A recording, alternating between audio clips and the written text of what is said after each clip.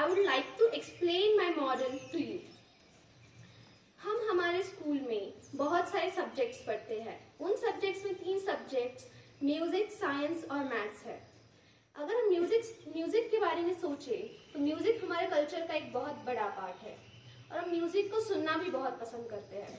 पर क्या कभी हमने ये सोचा है कि ये म्यूजिकल नोट्स कैसे क्रिएट किए जाते हैं? ये जनरेट कहाँ से होते हैं?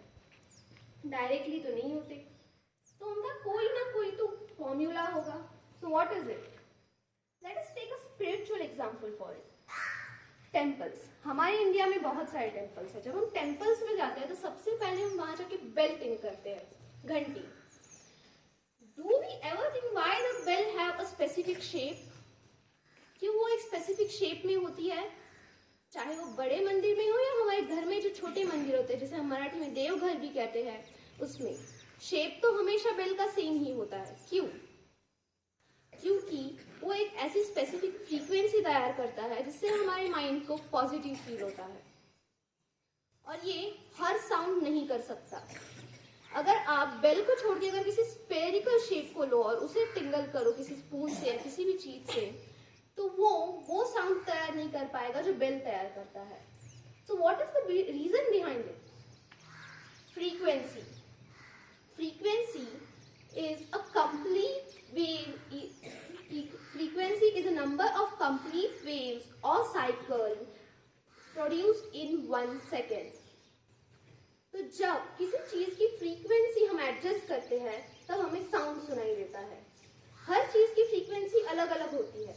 वैसे बेल की फ्रीक्वेंसी भी फिक्स्ड होती है, जिससे जो साउंड क्रिएट होता है वो हमारे माइंड में पॉजिटिव वाइब भेजता है. वही सेम चीज म्यूजिकल नोट्स के साथ होती है. हम म्यूजिक सुनते हैं बट म्यूजिक में बहुत सारे अलग अलग म्यूजिकल नोट्स होती है. वो म्यूजिकल नोट्स क्रिएट करने के लिए हमें अलग अलग फ्रीक्वेंसीज, रेशियोज और प्रपोर्शन चाहिए होते हैं. हम म्यूजिक को हमेशा हारमोनियम, पियानो और बहुत सारे म्यूजिकल इंस्ट्रूमेंट्स पे सुनते हैं. पर डू वी एवर थिंक कि हम ये सेम चीज किसी किचन यूटेंसिल्स को यूज करके कर सकते हैं? शायद. और ये हो भी सकता है. It is possible with maths and science. हर चीज के पीछे जैसे मैथ्स और साइंस होता है हमारे प्रैक्टिकल लाइफ में, वैसे म्यूजिक में भी मैथ्स और साइंस होता है. अगर हम उसे समझने का ट्राई करेंगे तो हमें वो भी समझ आ जाएगा. So today I am going to show you the integration of maths with music and science. So I have taken the basic 7 notes और अलंकार्स ऑफ म्यूजिक. सारे ग म प ध नि सा, हम जो हमेशा ही सुनते हैं. कभी हमने सोचा है कि वो क्रिएट कैसे किए जाते हैं? उनकी क्या फ्रीक्वेंसी होगी, उनका क्या रेशियो होगा, उनका क्या प्रपोर्शन होगा? चलो देखते हैं.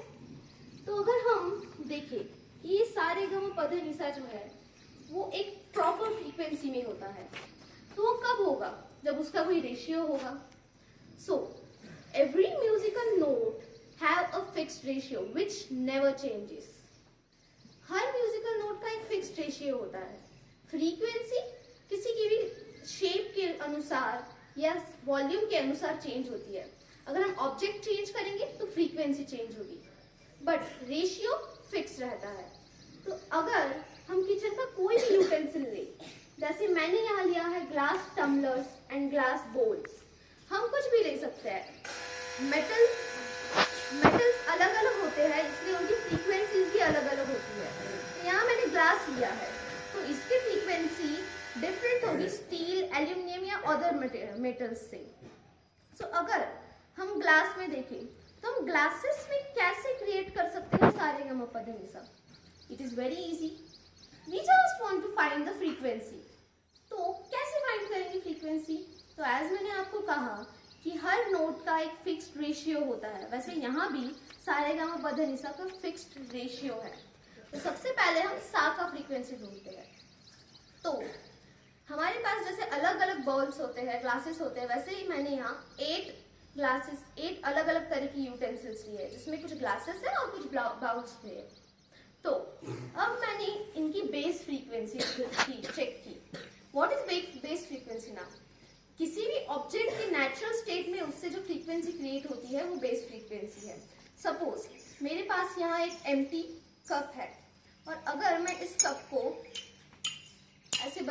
इससे जो साउंड क्रिएट होगा वो होगी इसकी बेस फ्रीक्वेंसी।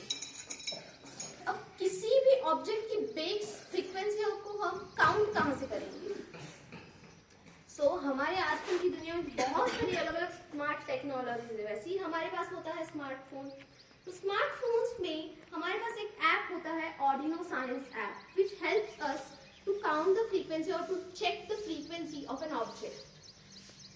मैंने यहाँ वही किया, मैंने ऑर्डिनो साइंस ऐप में फ्रीक्वेंसी चेक की, हर ऑब्जेक्ट की बेस फ्रीक्वेंसी चेक की।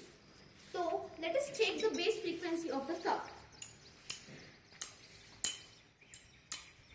तो इसकी बेस फ्रीक्वेंसी है 2271।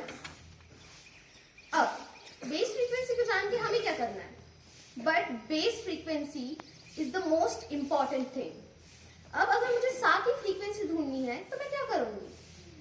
हम सा की कोई भी रैंडम फ्रीक्वेंसी ले सकते हैं, but it depends on our utensils. जैसे मैंने यहाँ 8 यूटेंसिल्स लिए हैं अलग अलग। यहाँ मेरी यूटेंसिल्स में से मैंने सबकी बेस फ्रीक्वेंसी चेक की और उसे नोट किया। तो उसमें से सबसे लोएस्ट फ्रीक्वेंसी जो थी उसको मैंने फर्स्ट में रख दिया। जिस बर्तन की सबसे लोएस्ट फ्रीक्वेंसी थी उसको मैंने फर्स्ट में रख दिया। फर्स्ट में क्यों रखा? क्योंकि हम सा से शुरू करने वाले हैं। तो सा की फ्रीक्वेंसी हम लेंगे एक base frequency of a utensil. Suppose मेरे पास ये बाउल है, इसकी बेस फ्रीक्वेंसी है 1600।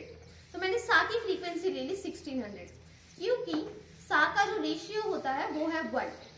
तो अगर हम 1600 इंटू 1 करें तो हमें मिलेगा 1600। तो मैंने इसे 1600 पे ऐसे ही रख दिया। अब मैंने लिया सेकेंड बाउल जिसकी फ्रीक्वेंसी थी 1900, बट अब मुझे 1900 नहीं चाहिए क्योंकि रे की फ्रीक्वेंसी तो कुछ अलग है। क्योंकि रे की फ्रीक्वेंसी फाइंड करने के लिए हमें एक फॉर्मूला अप्लाई करना पड़ेगा। वो फॉर्मूला है सा की फ्रीक्वेंसी से हमें मल्टीप्लाई करना है रे के रेशियो को। तो हमारे पास सा की फ्रीक्वेंसी तो आ गई 1600, जैसे हमने इस यूटेंसिल्स की बेस फ्रीक्वेंसी से लिया। अब मैं 1600 को रे के रेशियो से मल्टीप्लाई करूंगी। रे का रेशियो क्योंकि फिक्स्ड है तो हमें इसे फाइंड करने की जरूरत बिल्कुल नहीं है। तो रे का रेशियो हमारे पास यहाँ है 9/8। अगर हम 9/8 को मल्टीप्लाई करें 1600 से तो हमें मिलेगा 1800, जबकि मेरे पास जो यहाँ बाउल है उसकी फ्रीक्वेंसी है 1900। तो अब हम इसे एडजस्ट कैसे करेंगे? So it is very easy, water से। क्योंकि जब एक ऑब्जेक्ट एम्प्टी होता है तो उसमें एयर को पास होने के लिए जगह होती है और वो एक हाई फ्रीक्वेंसी को क्रिएट करता है। वैसे ही अगर हम उसी ऑब्जेक्ट में वाटर डाल दे तो वो नहीं कर पाएगा, क्योंकि वाटर जो है वो वॉल्यूम को एक्टिफाई करता है और वो एयर को फ्रीली मूव नहीं करने देता है। इसलिए जब हम वाटर को बढ़ाते हैं किसी भी ऑब्जेक्ट में तो फ्रीक्वेंसी कम होती है। जब अगर हम वाटर को कम करें तो फ्रीक्वेंसी बढ़ती है। वैसे ही यहाँ हुआ, मेरे पास एक बाउल था बेस फ्रीक्वेंसी के साथ जिसकी बेस फ्रीक्वेंसी 1900। अब मुझे चाहिए 1800। तो मैंने क्या किया? मैंने उसमें धीरे धीरे पानी ऐड किया और मैंने उसे चेक किया कि उसकी फ्रीक्वेंसी क्या है। फिर धीरे धीरे पानी ऐड करते करते जब तक उसकी फ्रीक्वेंसी 1800 ना आए तब तक मैं करती रही। फिर फाइनली उसकी फ्रीक्वेंसी 1800 आ गई। तो अब जब मैं उसको बजाऊंगी तो उसमें से रे फ्रीक्वेंसी क्रिएट होगी। Let's go to the other one, ग में भी हम वही सेम करेंगे। हम एक बाउल लेंगे, बेस फ्रीक्वेंसी उसकी चेक करेंगे और उसमें पानी ऐड करेंगे।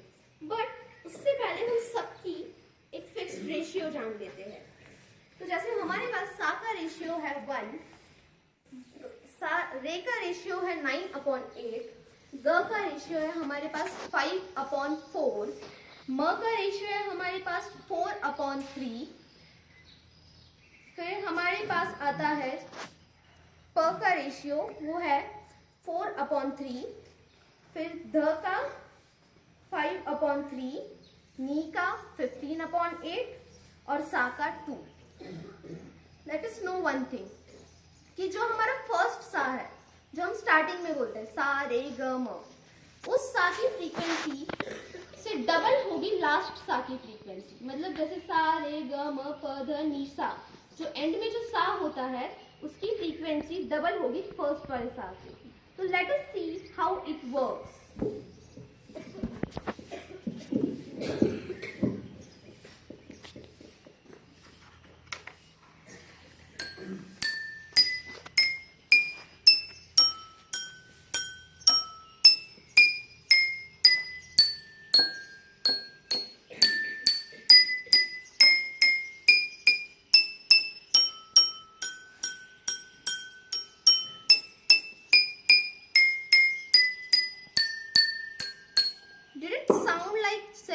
नोट्स ऑफ अलंकार्स। तो ये कैसे हुआ? ये सिर्फ मैथ्स और साइंस के हेल्प से हुआ, जो हम सब हमारे घर पे कर सकते हैं, और वो बहुत इजी है। इस वे से हम ये भी जान सकते हैं कि म्यूजिकल नोट्स कैसे तैयार होते हैं, और हम एक क्रिएटिव तरीका भी ढूंढ सकते हैं जिससे हम मैथ्स को पढ़ सके।